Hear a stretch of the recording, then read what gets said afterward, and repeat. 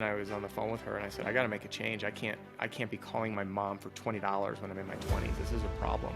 So my stepdad was in the business, roofing, and he goes, you can earn six figures doing door-to-door sales. And I was like, no, you don't. That's like money you get when you go get your master's degree and work your way up the corporate ladder. That's not what happens. But nothing to lose and just poked around, interviewed, got a job. Fast forward a grueling 8 months later, and I generated well over my first six figures and worked my way up to chief operating officer of the company. We operated in 5 states, 6 cities, and then realized my passion was really helping my team. We had about 35 reps in the room. There's a 19-year-old gentleman who was very green, and he got up and we were doing our objection role play. And I paused it because we gave him an objection that wasn't written on the board. So we just went off the cuff. And this gentleman used the AR, acknowledge and reassure, and you could watch his wheels spin. He goes, I don't even know what I'm going to say yet, but I'm going to acknowledge the objection by repeating it back. I'm going to reassure them that we're going to get it taken care of. And then before you know it, it came to him without even skipping a beat. This is a 19-year-old kid with no door-to-door experience. And he pulled this out like that within minutes of learning the formula. Owning any type of restoration business is demanding. Demanding of your time, your energy, and resources. And that's why we're here. This is Restoration Domination. If you're a contractor in water mitigation, mold remediation, biohazard cleanup, roofers, or public adjusters, you'll learn how to dominate using some of the techniques and strategies that our guests will share. We'll interview top industry insiders, movers and shakers, hustlers and hackers, and anyone dominating their industry. This is Restoration Domination. Hustle, hack, and dominate. And here's your host, Rico Garcia. All right, guys. What is going on? Welcome to another episode of Restoration Domination. Today, we're going to be talking about my favorite subject, and that's going to be sales, right? Selling, because nothing happens unless a deal is made. We know that. So today, we're joined by none other than Adam, the roof strategist. Adam, welcome to the show. Are you ready to help us dominate? Yeah, of course. Thanks for having me, Rico. Appreciate it. And a shout out to Deshaun Bryant with Roof Hustlers for setting this up for us. Yeah. Big shout out to the Roof Hustler himself. That was a fantastic episode. If you guys missed that one, make sure that you go back and check out that episode. It was tons and tons of value there. So Adam, tell us, fill in some of the gaps on the intro. Like, who are you? What do you do? Who do you help? And tell us about all that good stuff. Yeah, sure thing. So we'll kickstart this. I'm going to give you the fast version. We can go as deep as you want. My background, I fell into the roofing industry on accident out of desperation. I was earning as a massage therapist about $1,600 a month. And at that time, I was literally living on $4.20 a day in groceries. It was a bad spot to be in my 20s. I did what everyone did and say, follow your passion. So that was my passion, natural medicine. And I was in a saturated market and ended up literally starving. So it was Easter, and my family was getting together 2 hours from me, and I couldn't afford gas to drive in. And it was a very demoralizing and demasculating moment as an adult male. And not that really matters, but at any rate, I called my mother up, and I had to ask her for $20 to pay me through because she banked with the same bank we did. I'm like, is there any way you can send me $20 so I can come in to see family for round-trip gas? And she did, and on the drive in, I was on the phone with her, and I said, I got to make a change. I can't be calling my mom for $20 when I'm in my 20s. This is a problem. So my stepdad was in the business, roofing, and he goes, you can earn six figures doing door-to-door sales. And I was like, no, you don't. That's like money you get when you go get your master's degree and work your way up the corporate ladder. That's not what happens. So I had nothing to lose and just poked around, interviewed, got a job.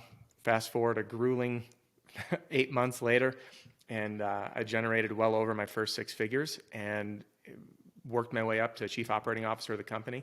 We operated in 5 states, 6 cities, and then realized my passion was really helping my team, the team that I helped grow, succeed and use this industry to transform their growth. And that's when I realized that scaling a business really starts from what I say the bottom up meaning the sales reps in the field who are out generating business. Without them bringing deals in, everything else just kind of is crickets. You can have all the greatest systems and processes in place, which, by the way, I'm systems and processes are needed without a doubt. It's not one or the other, but you need to feed the machine, so to speak. So I started the Roof Strategist in a pursuit to help people fulfill the mission of smashing their income goals. And that's what the industry is all about. And now I run a YouTube channel with a bunch of free training to help roofing sales professionals with personal sales strategies to smash their income goal. And I work with folks all over the U.S., Canada, now Australia, and my programs are in use from everything from individual sales reps who've become multi-million-dollar sellers in their first year, earning healthy multi-six-figure incomes, all the way up to quite a number of the top 100 roofing companies in America using my strategies as the backbone for their training. So that's the hopefully quick version. And a very successful YouTube channel, I may add. How many subscribers so far? It's a good question. He's going to be modest and he's going to say, I don't know. I think it's like, what, 12,000, 13,000, something like that? Or did I undershoot you? We're just shy of 16,000 at the moment. 16,000, right. By the way, he checked it first thing this morning, probably. No, I'm just kidding. You know what's funny?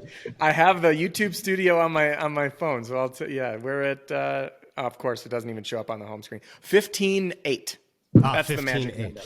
which is amazing, right? When you hit the first 10,000 subscribers, that was pretty exciting, right? It was, every 1,000 has been a really big celebration, and it's not about me. It's about the people that are out there. That's an individual human who felt compelled to follow along because they were finding some value in a way that was transforming their life, both personally or professionally, and those are the victories I like to celebrate. I don't like being part of the spotlight. It's weird, man. It's weird being in public and stuff and being around folks because I just feel like a normal guy who just likes to help people out. So, but that's the power of the internet, man. Like the power of the internet now, and like the reason why we do what we do. I mean, even just like just spending the time to have a conversation. And a lot of people look at this and like, why are you even wasting your time? Like, why are you having a conversation? The reason is because if we can impact just one person who hears something that you can connect with them and you can impact their lives, it's amazing. And that's really what it should be about, right? Like regardless of the industry that you're in, it's not about competition. It's about collaboration. Like how can you take what you have and make the whole industry better, make another human being better, right? Yeah. And that accounts for a lot, be able to, when you think about an hour or two that you can spend with somebody and help them, coach them, mentor them. Even if you don't feel like you're in a position to coach or mentor, right? But you're just whatever information it is that you have, you give that person, they implement what you used, and now all of a sudden, that strategy, that tactic, that technique is directly contributing to putting food on their kids' table. That's amazing. It's pretty cool when you look down at the trickle-down effect of helping people grow, and from an owner fulfilling his or her mission. Almost every owner that I've worked with, and I did say almost on purpose, has a huge heart, and they're really in it to provide for others, to provide opportunities, and they want to help. They want to create that environment that people are magnetized to. That says, I want to go work for that guy or that gal because they're changing lives. The people are happy. They're earning good money. Their values are aligned. Their integrity is aligned. And it's when you impact a team, that's the owner. It's all of the people on the team, their spouses, their kids, their opportunities, their generation, all the customers. And it's just really cool to see. But at the end of the day, it's about helping people spot that one thing they need to break through. And it's a moving target. It changes all the time for each person. And by the way, it's just business. Of course, in sales, it becomes a little bit more in your face. But, if we can continually help people do that, then we're all paying it forward, right? Absolutely. Real quick, so talk to us about what basically your core business is, right? I mean, obviously, coaching, training. Like, how do you approach this process, right? In the sense of, do you go from the top to the bottom, meaning the first order of business is coaching and trying to figure out where the owner is at in his headspace, or are you going straight for the gorillas on the ground and making them better salesmen? Like, what's your thinking on that? That's a good question. So my approach to working with companies is all based on what I call the roofing sales success formula. And it took me a really long time, probably about a decade, to really figure out the simplicity of this. So there are 3 tiers to the roofing sales success formula. The be, the do, the say. Getting the right people, because I'll tell you, not everyone is cut out for in-home sales or roofing sales. period. There's a lot of conflict. There's a lot of pushing into discomfort. There's a lot of rejection, and the situations that will make, I would say, 80% of the general population, if not higher, barf at the idea of having to do that for a living. And it's not for everybody. So getting the right people. Next is the do. This is doing the right sales activities each and every day. And I'll tell you that this is our weakest link in the industry at large. We all make this mistake. I've made it too. You hire someone, you're like, hey, I'm bringing you on board. Here's your basic training. Learn about the industry. Here's your sales training. Now we shove them out the door and we say, go do it. And what happens is one of, let's say, three things. They don't work, meaning they're literally not out there doing anything because there's a lack of direction and accountability. So they're just, maybe they knock for an hour or two and then they go in the office. So they're really just not putting in the effort. Number two is they go out and they work really hard. And number three is they put in the hours. But they can work hard and put in the hours doing the wrong things. So if you use the analogy of wanting a six-pack but going into the gym and doing 8 hours of bicep curls, no one's going to argue how hard you work the time you put in, right? They're not going to say that. But anyone with common sense is going to say, hey, there's really a better way for you to get to the results you're looking for than to do bicep curls for 8 hours. Mm-hmm. And our mission as leaders is to literally hand our team the keys to success. We know if you do this, if you do this and this and this and this each day, and this many of them, it's going to come to life. So that's the do, right? Then there's the say. This is how we pitch, present, and close, okay? And overcome objections, pitch, present, overcome objections, and close. So how we're communicating with customers, our level of process and product knowledge. And when a company has a weakness in any of these three, the be, the do, the say, getting the right people, doing the right thing, saying the right thing, growth either stagnates or declines.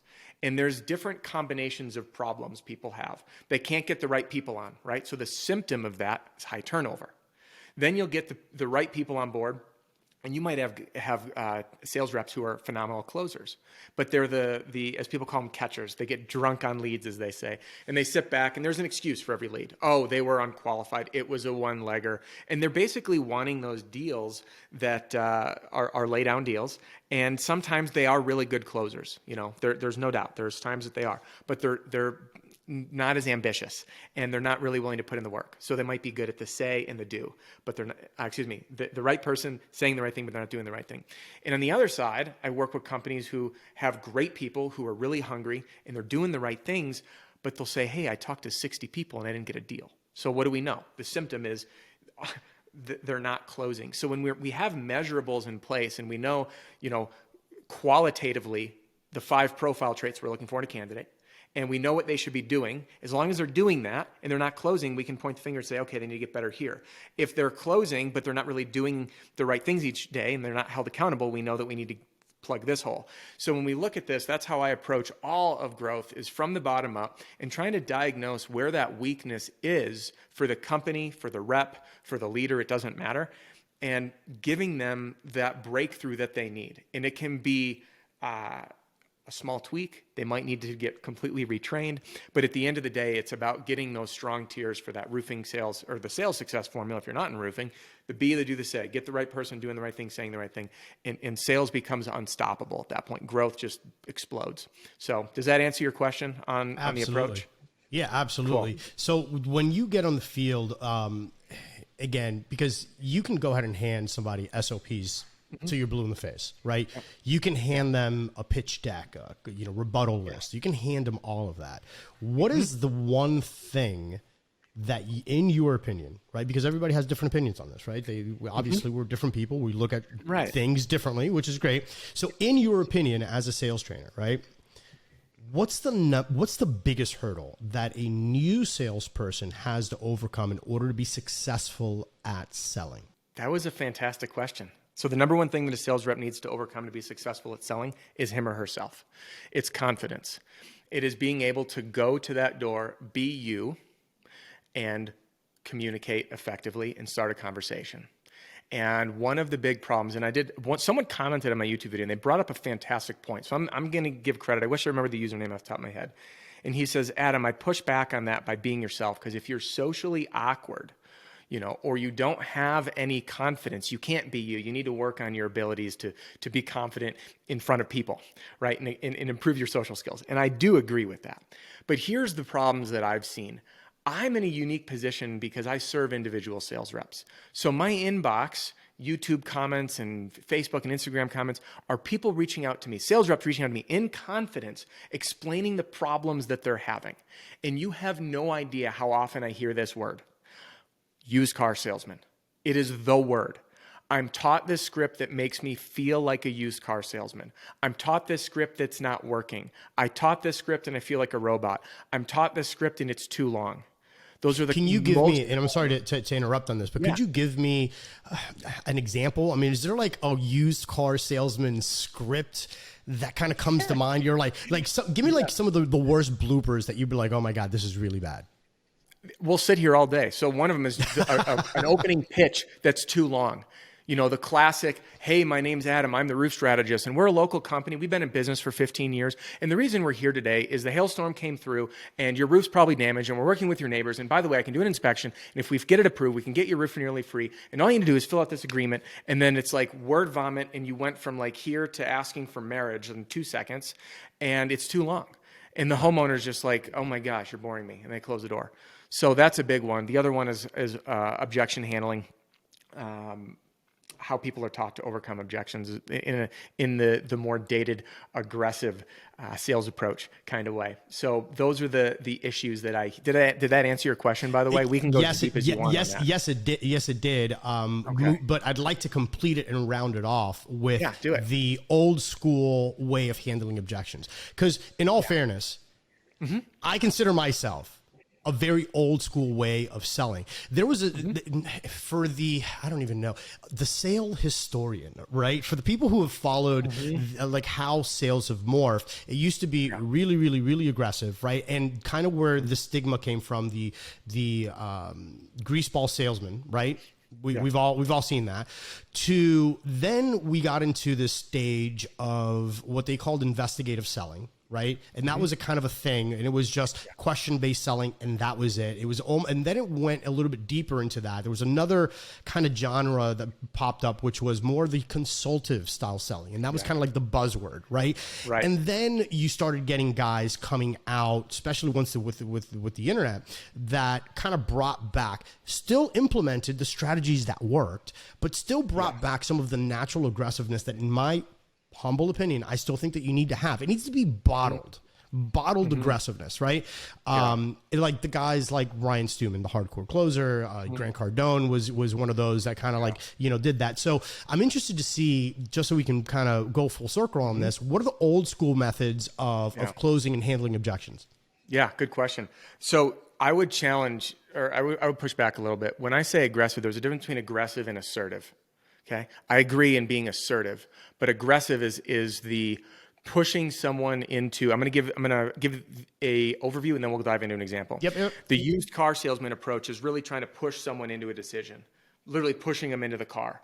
Where the approach I like to take is, think of it like laying breadcrumbs, and the contract is in my hand, and I'm going to drop this, and this, and let that homeowner guide him or herself to choosing me.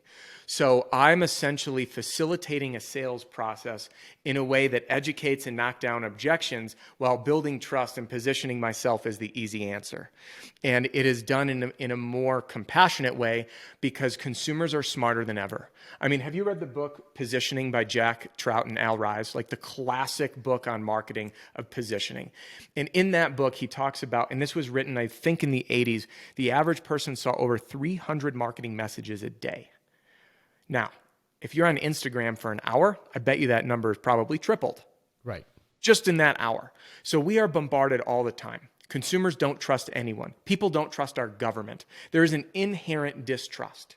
And what I believe is that rebuttals in the flashcard approach is a failure of an approach for specifically new salespeople. And I know that comment probably has some people recoiling in their seat right now, so hear me out. Every objection, I believe, is not what is said. It's what they mean. So let's stitch all this together into an example. In my opinion, objections mean one of three things. They don't trust you, they don't think they need you, or it's a money issue. Trust, need, money. So if we know that one of them is a trust issue, and we know that one's a money issue, is there a way that I can, sorry, my dogs are in my office today and they're about to bark. Is just there saw a that. way, yeah, the little tail tick. Yeah. Is there a way that I can just have like this one-liner rebuttal that's going to earn trust? No. So this is the difference between what's said and what people mean. Let's just give a few examples. When a homeowner at the door says, leave your business card and I'll call you if we're interested, are they interested? No. What they're doing is saying, I'm too nice to say, get off my property. I'm going to throw this out. Okay? When a homeowner says, I have to think about it, what does that mean? That means they don't trust you enough to make a decision. When a homeowner says, I just want my insurance to handle it, that means they don't trust you, right? If they say that their roof is fine, there's no need, right? If they say I don't want to pay my deductible, that's a money issue. Almost all with the exception of like the shotgun rack, get off my front porch or something, you just go, right? So tying this back together, I like to really use the example, we want to think about it. The classic used car approach is, what is it you have to think about? Are you not interested in getting your roof replaced practically free? Right? That's your flashcard rebuttal, which when we break this down, I have to think about it means I don't trust you. So when someone throws something in your face that basically implies you're stupid, what it feels like to a homeowner is a punch. It's combative. This is literally what happens in an argument. Rico, why do you do that? And then you're like, no, I did it because this. And then so we're literally just punching back with words. So what I want to do is essentially absorb the blow, repeat back to them so they feel heard, and then give them a fresh perspective of their own situation. I always wear hats, so I get to do this for that demonstration, right? Same scenario, different perspective. And if you're on the podcast and don't see the video, I just put my hat on backwards. So let's see how this puts together using the formula that I teach. ARO, acknowledge, reassure, overcome. Acknowledge. I understand you have to think about it, okay? And you don't want to sound like a parrot, but you just want to acknowledge by making them feel heard. Reassure them that they're normal. Hey, listen, I've been doing this for a while, and I'm glad you do want to think about it because choosing someone and a contractor to work on your home is a big decision. You want to make sure you trust them, that they're going to do a good job. Now we overcome by giving them a fresh perspective of their own situation. So, hey, I understand that I'll just stitch it all together here. I understand you want to think about it. It's a big decision. You want to make the right choice. Listen, I've been doing this a while, and when people tell me they have to think about it, it's usually my own fault. It means I didn't leave you with enough information to choose someone, even if it's not me. So if you don't mind me asking, what is it you'd like to think about so I can leave you with the right information? Which person do you like more? Right. The one that insults your intelligence and points out the obvious, or the one that acknowledges what's going on? And that scenario... And it's taking the blow. Correct. It's taking the blow and acknowledging it and taking ownership of it. And what's interesting, I developed this formula because I handled all of our legal affairs. I handled all of our upset customers. And so obviously with you in the restoration side, you'll appreciate this story. We're doing a roof. It's a redeck. It was a wood shake shingles, torn off, had to redeck everything. House was for sale, by the way. Victorian home, 2 stories, wood floors on both. Freak storm comes by. Wasn't in the forecast. Rips the tarp off. Downpours in this house for like an hour and a half. Again, no sheathing on the roof. The entire house is drenched. I get a phone call. I'm 3 hours away. Every alarm in the house was sounding. Electrical stuff's getting shorted. And the homeowner's like, Adam, you need to get over here right now. And I'm hearing everything. I'm like, what's going on? Well, the crew couldn't keep the tarps down. Lightning struck. They had to bail. I get there. We had to relocate these homeowners for 6 weeks to dry out, refinish floors, and repaint everything. And I used this formula on every single thing by acknowledging the situation, reassuring them that we'd get it taken care of, overcoming it by giving them a path forward and delivering upon it. And not once was an attorney involved, and I got a letter of recommendation from them. And this is just an extreme case to show that what is an objection? An objection is a question. An objection is someone not trusting you. An objection is something they don't believe. An objection is a concern.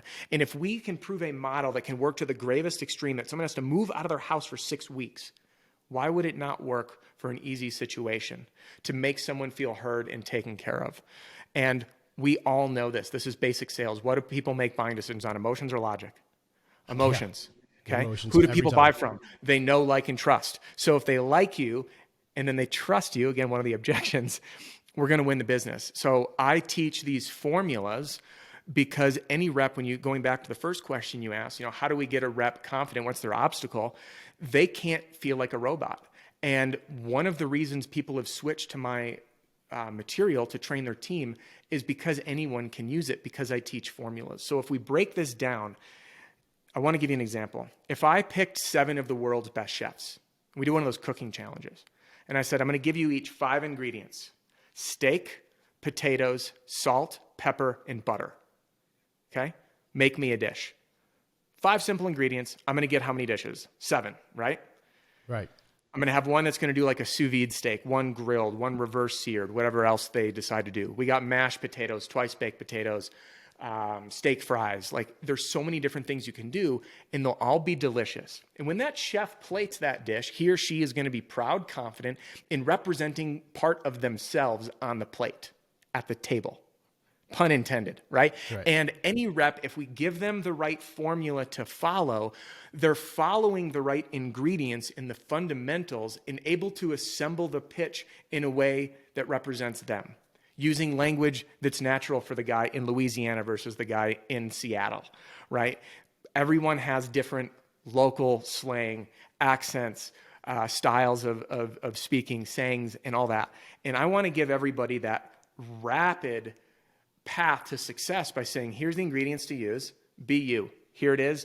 And now they're also easy to remember. So it gives us that fallback track. So I know we kind of went a little off the rails, but did we hit the example Absolutely. of used car versus this more compassionate approach? Absolutely. And it's really, at the end of the day, it's really about not caring. And I know that this Oh, it's true. This is one of the anomalies, right? The conundrums of being a good salesperson. You can't care too much, and then there's this other side of the argument where you can't listen too hard either. Because really an objection isn't, like you said, it's not necessarily what the person is saying, it's what they mean, which then also translates into, well, then, in theory, how many objections are real objections each and every single time? Every time that I knock on a door, every time that I'm doing an estimate, every time that whatever my pitch is, person can say, my poor puppy, we've got a funeral for my puppy, next week. That could be an objection, and that could really throw somebody off.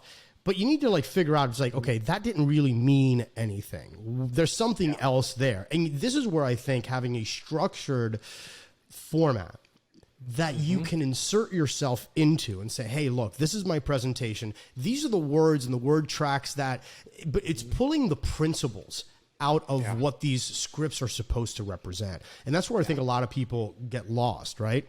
Mm-hmm. Absolutely. And it is important, going back to the flashcard, repetition, muscle memory, role play is so critical. And there is a place for flashcards. I don't like doing it with new reps because when they hear the dog, but I'm glad you brought up the dog analogy. It's funny, I use it too, because the dog that you saw run off. Yeah. She's in my office today because we're getting a wood stove installed in our house. And she can't be in there because of the noise. She is a rescue with crazy issues and former issues and scared. And I've seen this too. I can't have you guys do our roof. We need to put the dog up in a kennel.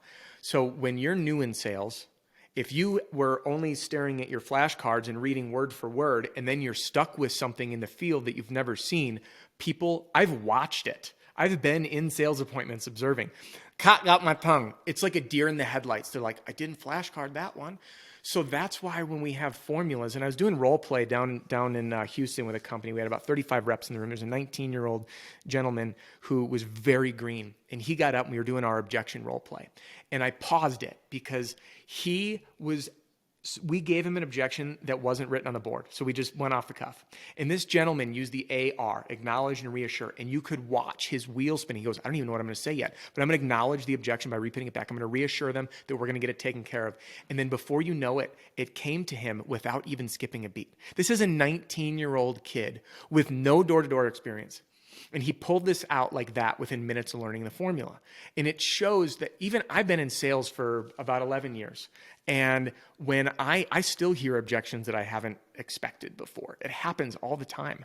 And these will continue to happen. And that's why we need to have that framework. So again, with muscle memory, you're able to respond without skipping a beat. It's not, what do I say? It's, your dog, you're having a funeral. First of all, I want to say I'm really sorry. I have a dog, and I know that losing one is like losing a member of the family. I'd be happy to work around your schedule. If I could move this, and then the classic if then close, if I could move that to the following week, would you be comfortable moving forward? Versus just dismissing it and being like, oh, your dog died. Well, screw that. How about next week? Does that work?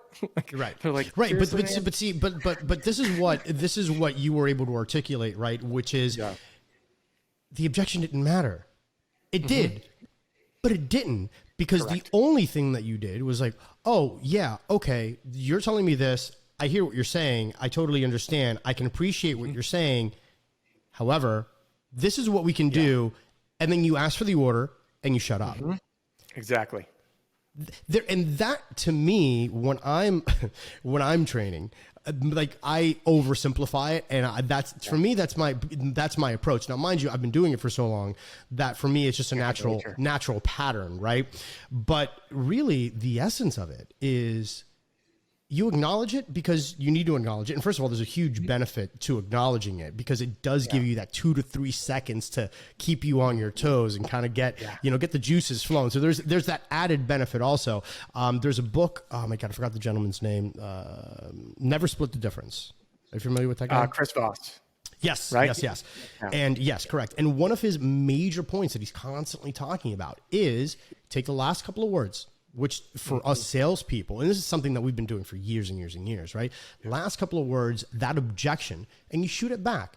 The reason why is in that process, you're still building rapport, which is also getting that, pillar of getting them to like you and trust you. You're building that up, even though you're kind of in the ring, right? And you're trying to get a deal. They're trying to wiggle out of the deal. But in that dance, there's still some rapport that's being built. In other words, you're professional enough to where you're not just being pushed away. You're intelligent enough to acknowledge them. You've also got a solution to the immediate problem that they presented you with. All of these are the unspoken things that are making you look like a champ, which is why it's so important to be prepared. But at the same time, for the new guys, don't get so caught up on the syllables that came out of their mouth and give that entirely too much meaning. Exactly. And it's tough to learn to look past it, but we need to look at the meaning of things and not the words people use because, I believe it was Jordan Belfort that said that, was it 45% of communication was body language and tonality. The other 45%, or no, maybe it was like 4. I can't remember the percentages. It was an overwhelming amount body language, the next one was tonality, and like 10 or 15% was the actual words. Yeah. Yeah, and the same goes. I think he gives it 10%. I think 10% is like the verbiage of it. Yeah. Yeah, 45, 45, 10, right? I can't do math in my life. Is that 190? No, we'll roll with it. Let's go with that. Let's roll with that. Nobody's coming here for a math class, I'll tell you that. That's good because math is not my strong suit. But yeah, so and that's where developing that close your ear is really important. But and here's something that I want to drop in because I know that again I do have a lot of roofers and people in that arena that listen into the show and the watch into the show. But I also have a lot of guys that have nothing to do with door-to-door sales, right? Yep. And I think that sometimes they kind of have this, they'll listen to a conversation like this or watch the video, and they're like, oh man, but you know what? That's all great. That's fantastic. But I bill insurance. Well, that's great, but I'm just going to appointments and I'm just moisture mapping and I'm doing this and I'm doing that. I don't really need to sell. Brother or sister out there, you are so wrong because everything that you do is in fact selling. Whether or you're never going to be able to bill the insurance company if the customer doesn't sign off on that AOB or on that agreement. So there's still trust issues. There's still building rapport. There should be, in my opinion, some kind, and again, the new age is word tracks, right? Whatever it is that people call them nowadays, right? You still need to have this pitch, this organized way of thinking. And, it needs to be malleable. It still needs to be, made your own, but you should have that set in place and understand the objections that you're going to get. I mean, what would you recommend for anybody and everybody who's in, even if they're not knocking on doors, to if they haven't taken the time to script their stuff out or to methodically think about how many objections they've gotten over the past couple of months, right? For them to really jot those down and just create a game plan around that? Absolutely. if you just take the top 5, and this is the fun part, I've surveyed people, every region's different. If you're in sales, if you're not in sales, so many salespeople in this industry, and when I say this industry, let's just call it home services, specifically restoration. Majority of the roof salespeople I work with are not salespeople, meaning they didn't come from some other sales role. These are folks, everyday people who want to change their lives, have a new career, earn good money, have fun, not be stuck in an office. And they can do that. And they often view sales as a dirty word at first. I had a guy comment on my YouTube channel, and he goes, I used to think that sales was 70% BS and 30% half-truths. And now I'm in it, and I realize that I can do well by people. And he's going down to Louisiana to help with the hurricane. He goes, I realize I can do right by people and still sell. And it's because of the people I've surrounded myself that have helped me believe that. And I loved that comment. It was really insightful. I was like, wow, I kind of felt the same way. I was like, salespeople, and here I am. And now I agree with you, Rico. Sales, customer service are inseparable. How we interact with our customers provides the experience that will dictate whether or not they'll A, write a review, and B, tell their friend or family member about it. Right. Refer you someone. And I know we're never going to bat 1,000. We're working with homeowners. When you're in people's homes, you bring out their crazy. And there's always going to be conflict. But if we can provide a great experience with our heart as much as we can, that's what we want to do. We want to leave a good taste in their mouth, right? So sales, service doesn't matter. I think, yes, having a framework and having a plan is critically important. And the easiest thing, just write down the top 5. Because usually the majority of your objections, Pareto principle, 80-20, right? 80% of your objections are going to come from like 5 of them, right. Maybe even 3. Most people are hard pressed to come up with 5 or 6 or 7. You really start to struggle, which is also one of the things that I like doing quite a bit too. Is depending on the product that you sell and depending on how long you spent with the customer and exactly what your sales process looks like. But there are certain times where you're 30, 40 minutes in, and you're like, okay, this person's giving me a lot of rebuttal, like a lot of objections. Yeah. You hit a point in the conversation where you're like, okay, great. Hold on. Let me rattle them off. And you kind of go back and you loop back around to your presentation. You're like, let me just make sure that I got all of your objections. So you've got this, this, and this. Is there anything else that you're missing? And you just kind of leave it at that. And the person's like, no. And then you just, because now okay, good. This person's been giving me a hard time, but now you've isolated the isolated incidents, right? Now know at that point they've got nothing else. Like they can't even come up with any of now at that point, then you just, pull out the sniper scope and you just start clipping them one at a time and just going back around and instilling confidence with each and every single one of these quote unquote objections, assuming that they're real objections, right? Like legitimate concerns. Right. It was a scheduling issue. How do I really know that, that I'm not going to have to go out of pocket on this thing, right? Right. Yeah. So stuff like that really helps. And it mirrors. I mean, mirroring is powerful. You're showing them they're heard, but here's the other beautiful thing. When you mirror back like you did, and I'm glad you brought that up, it disarms them because now they're saying, I just heard all of my own objections and I just realized I have no more questions. Therefore, I should feel comfortable and secure. And in the whole job, so many people are afraid of objections. I want to pull them out all the time. And when I'm presenting to a homeowner, it's funny, I was on a call on Zoom. I think it was 2 or 3 days ago. And I see this guy and he rolls his eyes up and I just stopped instantly. I said, you don't believe what I just said. I mean, why else are you going to roll your eyes up? And I actually misread him, which was fun. But it started a conversation. He goes, no, it's not that I didn't believe you. It was, and then he told me what was really going on. And then on the spot, overcame it. Non-issue. And he ended up jumping on board with me. And the same thing with our homeowners. When you see something, when they do one of these, when they do the glance at the partner, when they do this, if their eyes go big, call them out. And then when you have those top 5 objections, you can even say, hey, I'm going to hit some things here that I get a lot of questions you might have. What's this going to cost me, right? Why should I work with me instead of just going straight to your insurance? Whatever those top objections are.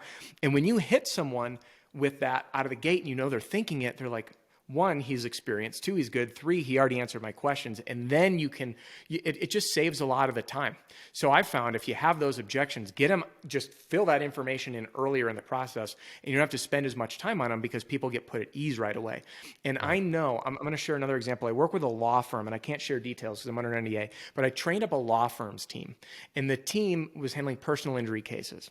And I audited their sales calls. All right. We got their close rate of wanted cases, inbound, one case they qualified for, week to week, measured between 90 and 100% close rate. This is measured, documented. Sounds unreal. How do we do it?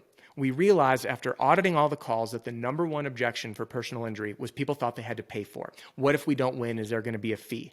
So I changed our opener to speak to what they're in. This is a free consultation. There are no fees unless we win. Okay. Do you understand that? And we asked, and they said yes. And we found that by knocking that domino out straight out of the gate, we had captive attention and they're more present. Because if people have questions, they're not listening to you. They're in their mind. Same thing like when you're in school. So I was in this math class 4 years in a row, same one. If I had a question on math, hand goes up when I'm a kid, my ears are plugged. I am just fixated on this problem. And our homeowners do the same thing. And that's why I teach in my closing formula, CAR Park, C-A-R-P-I-R-K, to knock down that big domino at the beginning of our presentation by saying, hey, I just want you to know you can choose anyone you want. And here's why. And then we explain the deductible issue, the estimate issue, how it's assessment and not price, why you don't need to get estimates, why you can choose anyone because the price is fixed and how this whole thing works. So now we've tackled everything before we even start presenting. Now I've got their attention. I know they're not going to be thinking about this instead of the classic, bring up the price at the end. No, just talk about that stuff before. Especially in our industry, what's your deductible, right? And I know there might be out of pocket for some water loss stuff, but I'm the roof strategist, not the water loss guy. So, even though I did work on water losses, we did have a restoration division, but yeah. Anyway. But yeah, so going back to exactly like that example, right? And again, for anybody that's seen my content or have heard the podcast, I mean, I'm constantly talking about the same thing. Get comfortable with box closing and a box close style presentation, because if you know that the objection has the potential to come up, don't shy away from it. Don't cross your fingers and say, I hope that this is the client that just lays down and closes the deal and doesn't, like, no. Address it head on and say, hey, look, by the way, lots of customers have had this particular concern, which is a fantastic concern, but this is why it's whatever your presentation is. And then boom, you go into it. The customer is thinking throughout this process, like, oh God, thank God that they brought that up, right? Good, bad, or indifferent. It's like, oh, I didn't think. In some cases, they say, you know what? I didn't even think about that, but wow, I'm glad that he brought that up, right? Either way, you're a champ. And when it comes down to actually asking for the order, that objection isn't going to come up because you've already overcome it. So it just creates such a much better buying experience. And ultimately, you know, again, I mean, the old saying, right? Like, people hate to be sold, but they love to buy, right? If you can make any experience, comfortable for the homeowner, right? To buy from you, like, they walk away after signing that contract like, I'm going to get really well taken care of. I feel really, really comfortable. And that's ultimately what it's about. Yeah, absolutely. And you don't, it's funny. I did an Instagram TV video on this. When you buy a new truck, do you run home and tell your wife or your boyfriend, girlfriend, whatever, honey, you should have seen this car salesman. He sold me this truck. No, you run home and you say, honey, I just got a brand new F-250 Platinum and it's gorgeous. Go look at it. Right? You want to be proud of your decision, not the decision of someone else. And salespeople need to check their ego. And bringing back something you mentioned, like to not care. I agree with this, and to fine tune the language just for everybody. If there's a difference between not caring and not being attached to the outcome. And the beauty is to not be attached to the outcome. You can care, you can have genuine heart, but when you know in your heart of heart that the best answer is with you, everything else, you can have this non-attachment to the outcome, and that's what shows that confidence. And it's amazing how many people will buy from you when they also feel that non-attachment, because homeowners feel when there's a bullseye on their back. They feel that you're desperate for this sale. They feel the pressure. And so much of it is often unconscious, that homeowners feeling pushed a little bit, and it's things people say or do that they're not even aware of. And that approach, that compassionate approach, is just incredibly powerful. Incredibly powerful.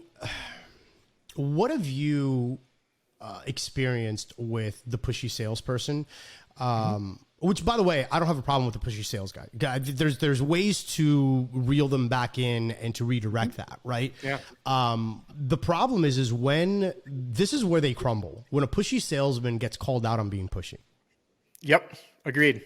That's where they crumble. Like they're great up until the homeowner says, you know what, you're being really pushy. So have you ever been in a situation with that kind of scenario where, and then how do you turn that around for that kind of individual? Like what would your advice be for that kind of guy? Like how do you recover from that as a pushy salesperson? That's a really good question. There's a gentleman on our team that I got a few pieces of feedback from homeowners on that front. And what's crazy is he had a really high close rate. And he's someone, quite frankly, that if he was at my house, I would kick him off my property. And I went back and forth. I'm like, man, there's a part of me that just doesn't want him selling for us. And then at the same time, he had some customers that truly loved him. He had a really high close rate, but he was very polarizing, and he had other customers that hated him.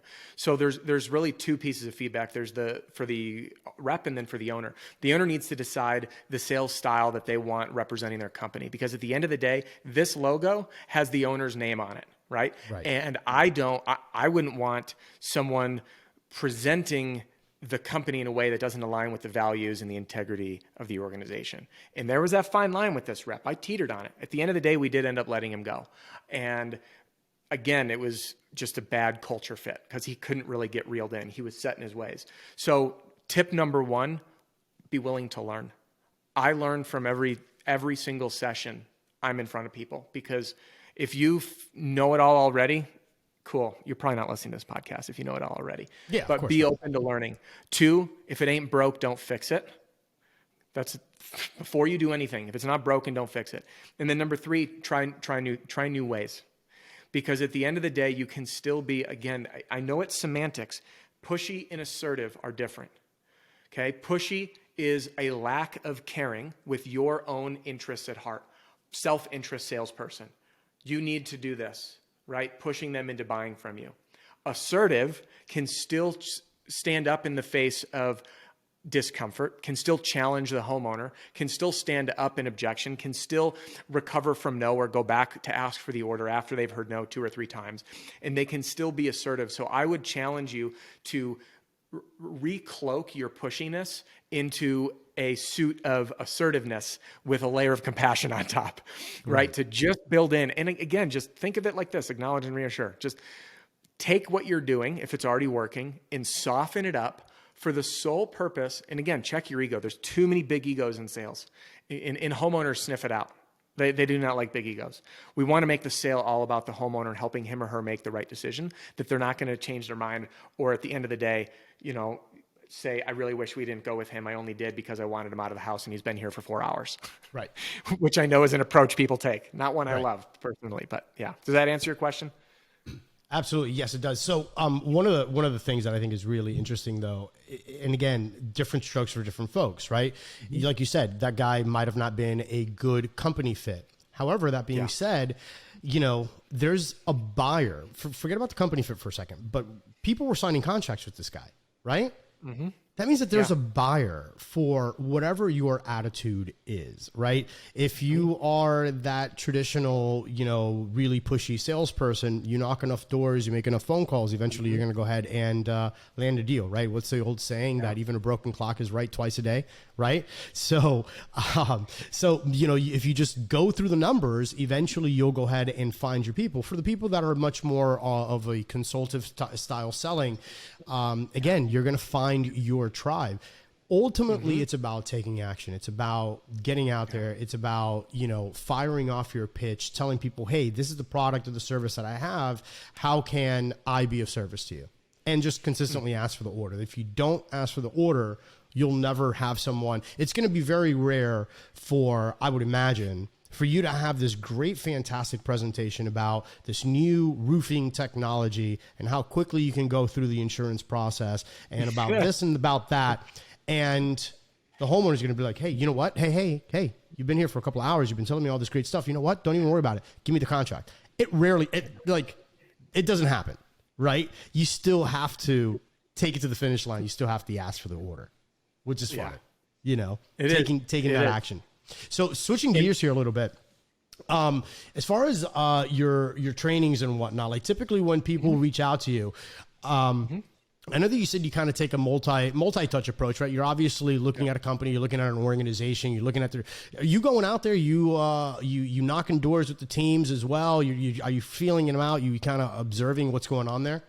Yeah, very good question. So all my stuff, I've made a commitment to provide affordable resources for both individual sales reps and teams. So I have an online strategy center, and I found, because I used to, before the whole YouTube channel existed, I work with companies one-on-one, and my bandwidth was capped on how many people I could serve, and it was thousands of dollars a month. And many companies invested, I had one client invest up to $300,000 with me. And this is completely out of reach of the people who need it most. And my mission is to serve the individual sales rep. And that might be through working with one of the top 100 roofing companies in America, but I'm still impacting the rep. So all my programs are available online with unlimited access to help people succeed. And then I provide resources for those that want ongoing sales and leadership mentoring through another program called the Pitch Pro movement. But at the end of the day, the reason I went to this online structure is that when the trainer's gone, the training's gone. And that's a big problem. My day rates are very, very high. And when I'm out there doing a training with a team, they still get access to everything as a fallback. Plus, statistically, sales has the highest turnover any role in the company. So if you invest all this money to get a team out, which by the way, there's a huge benefit to doing it. I'm not saying there's not. There's a huge benefit to doing it. But what happens when that trainer's gone, everything else is gone. So 2 months later, if 3 people leave or 4 people leave, how are they getting trained? So that's why I like to have that system to plug people into so they can get plugged into this and then go out like this company in Dallas. Guy goes through the canvassing strategy, knocks 5 doors, lands 2 inspections in his first deal, the most competitive market ever. Another company up in Billings, Montana. First guy after the closing strategy goes out, brings home a $16,000 deal and 3 referrals and does $120K in his first 30 days. He's a complete rookie. Another one, a rookie team in Illinois. $1.5 million in 6 weeks with 3 people, most of which were sales over the phone. And that was hybrid retail and storm. So the way I work is I've got packages available for an individual rep, for a team, ongoing support, and then for those with teams of 10 or more is usually about where it makes sense. I do come out and I do private event trainings for companies.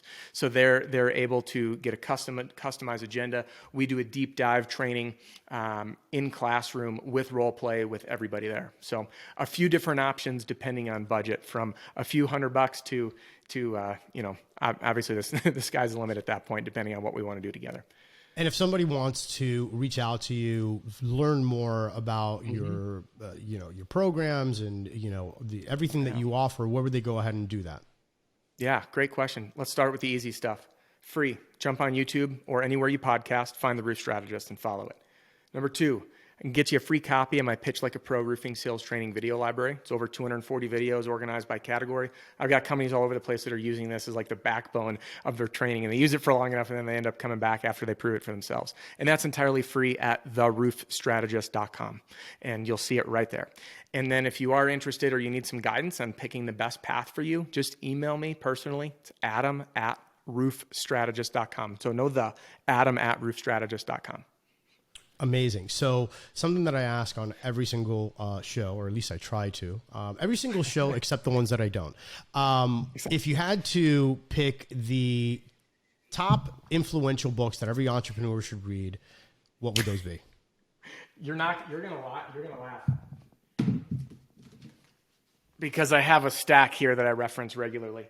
Awesome. For an entrepreneur or salesperson. Let's go both. Let's see. Entrepreneur and Owner, Good to Great by Jim Collins. E-Myth for sure. Joseph Sugarman, if you're into sales. Yes. Dan Kennedy. Fantastic. Which one is the Dan Kennedy one that you have over there? This is Ultimate. I have everything in the No BS series. This is the Ultimate Sales Letter. Yep. Joe Polish, I absolutely love. Everything Brian Tracy ever wrote. And then Dean Jackson. And those would probably be my top. Oh, and I'm going to throw Chris Voss I really like, but I happen to really like Jack Schaefer. He's another FBI agent, and he wrote a book called The Like Switch, which was really phenomenal. And then another one I believe is called The Truth Detector. There was some overlap in them. And I also have a recommended reading list with all of my favorite books organized by category that I can share. But I know I just rattled off a lot. And there's more than one book there. That's good. Which, by the way, all of that entire list is going to be in the show notes and in the video description below. So make sure that you check out the reading list. So something that we've been doing on the show is we've been collecting book recommendations from everybody that we bring on, and they're all going to have their own little sections and just have a huge entrepreneurial read list. That's the goal and the mission. Awesome. I have to throw out one that's probably off people's radar, and that's a book by Olivia Fox Cabane. It's called The Charisma Myth, and I think every salesperson should read it. It is really good. There's some stuff in there that's a little rudimentary, but there's golden nuggets in there that, and by the way, she's like a Harvard researcher, and it was just very, very well done and taught me a lot about what drives decision-making in relationships, and a good read that, again, off of most people's radars, but worth a look. That's amazing, man. Well, thank you so much, Adam, for coming on the show. Hopefully we can go ahead and do this again soon. Ladies and gentlemen, make sure that you check out Adam on his YouTube channel, theroofstrategist.com. Amazing content. Adam, thanks again, man. We appreciate you. Yeah, thanks for having me here, Rico. You've been listening to Restoration Domination, interviewing the restoration business's top industry insiders, the movers and shakers, the hustlers and hackers. We hope you've gotten some useful and practical information from the show. Make sure to like, rate, and review. Hook up with us on Instagram and subscribe to our YouTube channel at Restoration Domination to catch video interviews, highlights, and behind-the-scenes content. And follow your host at Rico Garcia Jr. Till next time, this is Restoration Domination. Hustle, hack, dominate.